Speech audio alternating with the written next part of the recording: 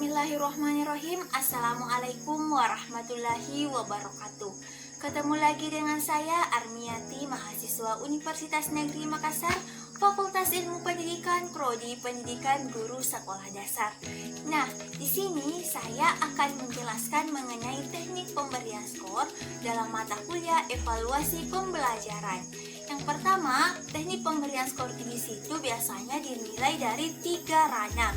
Yang pertama itu ada ranah kognitif, kemudian yang kedua ada afektif, dan yang ketiga ada psikomotorik.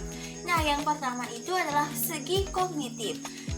Mungkin segi kognitif di sini tidak asing bagi teman-teman sekalian. Nah, di mana kognitif di sini dinilai dari pengetahuan peserta didik. Di mana di sini ada 4 teknik penskorannya. Yang pertama ada penskoran soal dalam bentuk pilihan ganda. Kemudian penskoran soal dalam bentuk uraian objektif. Nah, di sini bentuk uraian objektif di sini guru memberikan batasan, misalnya skor 1 untuk soal nomor 1, untuk soal nomor 2 ada misalnya 2 skor, tergantung dari tingkat kesukaran dari soal tersebut. Kemudian yang ketiga, penskoran soal dalam bentuk uraian non objektif. Nah, di sini teknik pemberian skornya di sini tidak objektif, di mana ada misalnya untuk soal nomor 1 jika jawaban benar diberikan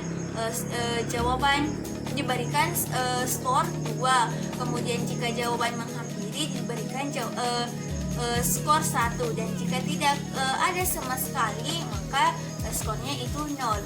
Jadi di sini diterapkan 0 sampai 2, begitupun tergantung dari gurunya.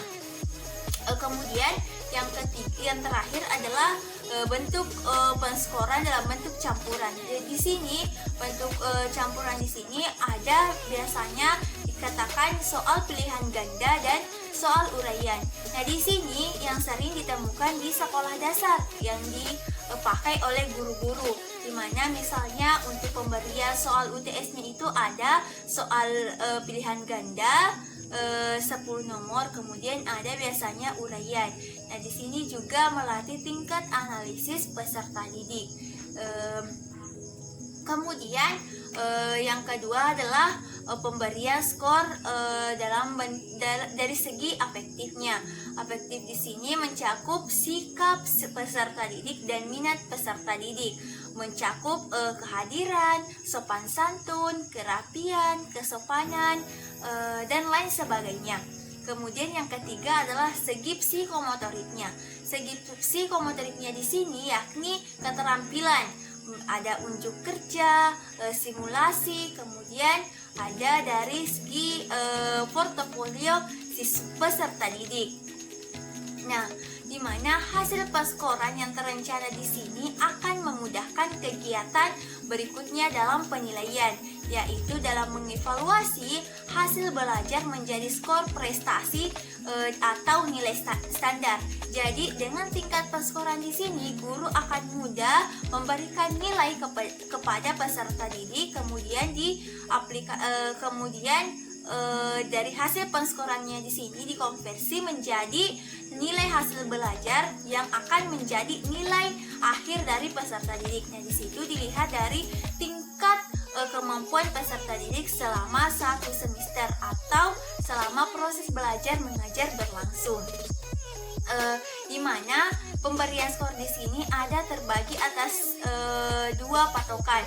Ada yang dinamakan penilaian acuan patokan, kemudian ada PAN, di mana PAN di sini penilaian acuan normatif, di mana PAP di sini umumnya digunakan untuk menilai kualifikasi peserta didik yang sebagai tolak ukur teoritis perangkat tes dalam bentuk minimal ketuntasan.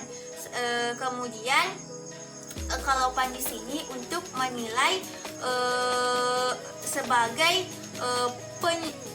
pengolahan skor menjadi nilai adalah pertimbangan bahwa karakteristik atau tingkat kepandaian siswa dengan siswa yang lainnya. Jadi itulah mengenai penilaian teknik pemberian skor oleh guru kepada peserta didik. Lebih dan kurangnya mohon dimaafkan. Wassalamualaikum warahmatullahi wabarakatuh.